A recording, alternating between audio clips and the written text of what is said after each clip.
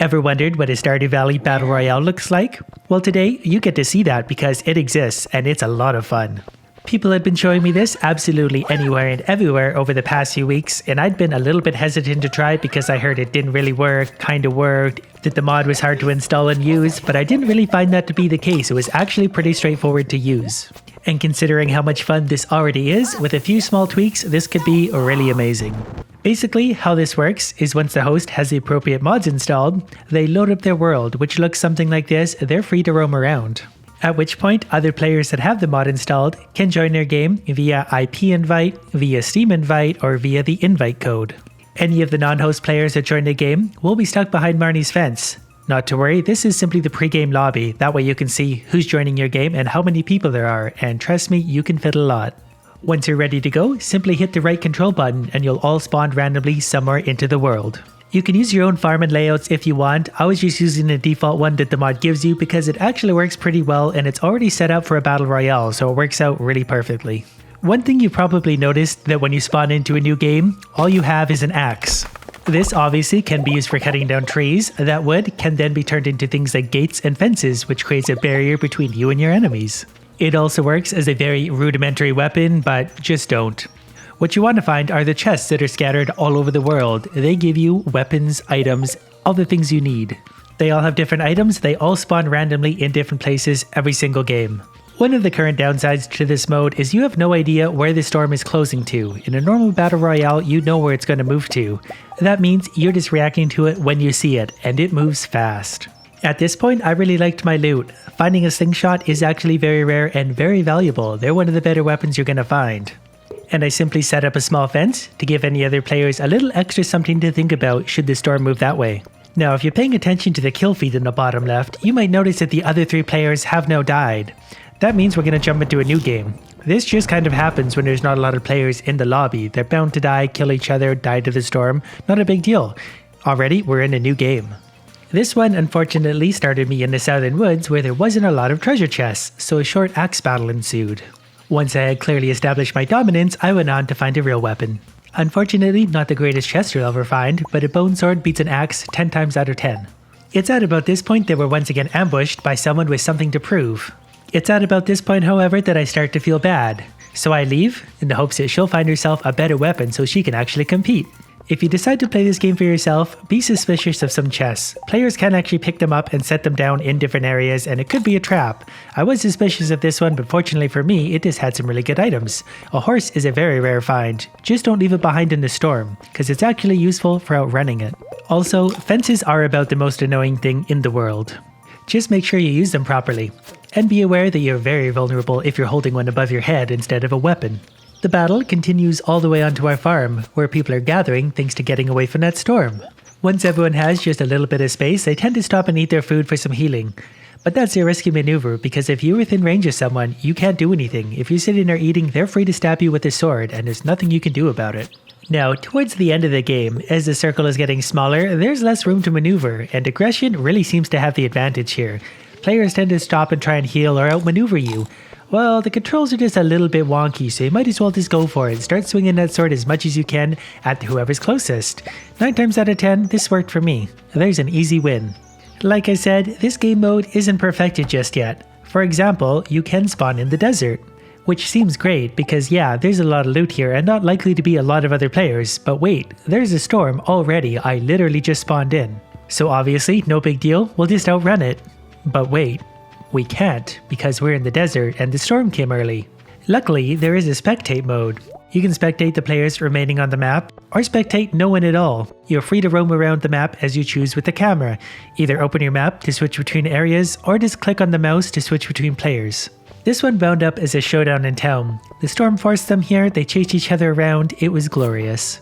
Not really too sure what exactly happened here, but they chased each other, and wouldn't you know it, Dennis managed to win it from out in the storm.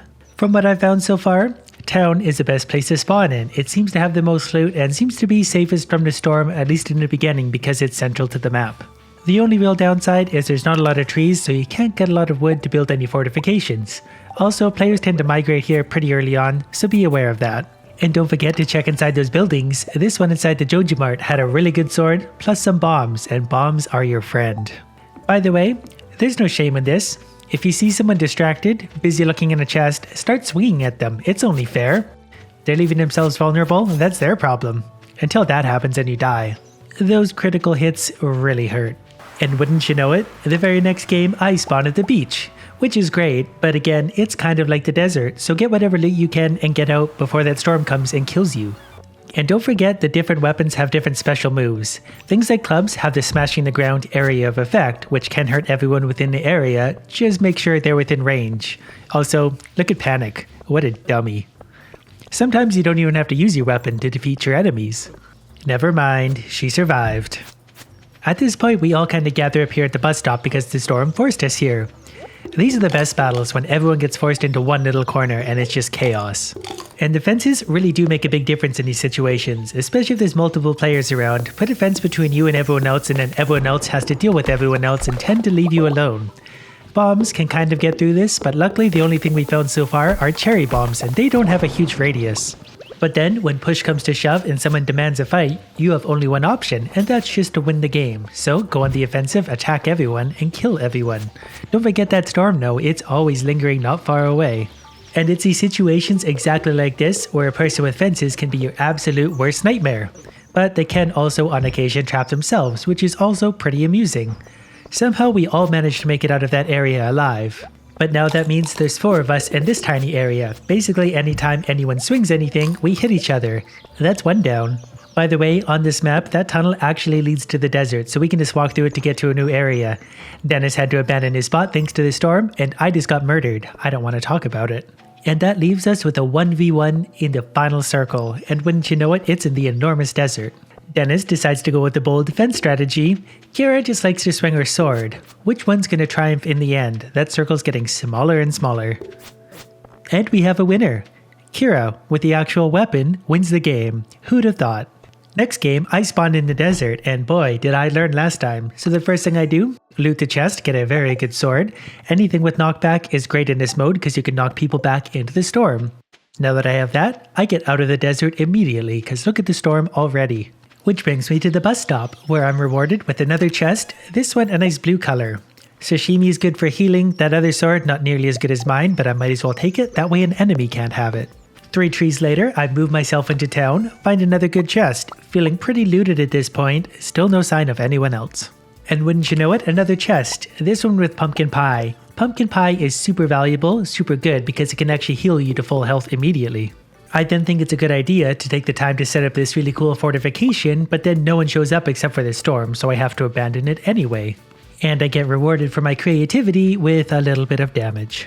And since Dennis managed to lose himself to the storm, there's only 2 players left. They're already fighting in the forest when I arrive, so I can't help but take advantage. This really makes me want to play with 50 or even 100 players just to see what that's like. Imagine the chaos. Bombs are a little bit tricky to use, it's hard to get the timing right, but once you do, they're a lot of fun because you leave people making decisions like that. Either walk into the bomb or get lost in the storm. This was a really fun ending, it pushed us all the way up into the corner. Luckily I had bombs, so obviously I'm gonna lay bombs on the ground and hope for the best. Which somehow actually worked for me. With one final blow, I'm victorious, and with that much health left. This one starts us in town, right where I like to be surrounded by all that loot. Also, every time you win, you get a chicken mask. And don't forget to check the sewers. People tend to overlook the sewers, but there's almost always a chest down here from what I've seen. But again, don't take too much time. The storm always closes very quickly on the insides of houses, places like the sewers to the beach, anywhere not central to the map. Anytime you're looking for a fight, head to this area in town or the bus stop. People are always here or near here or passing through. But as soon as that storm shows up, everyone leaves. That's always a priority.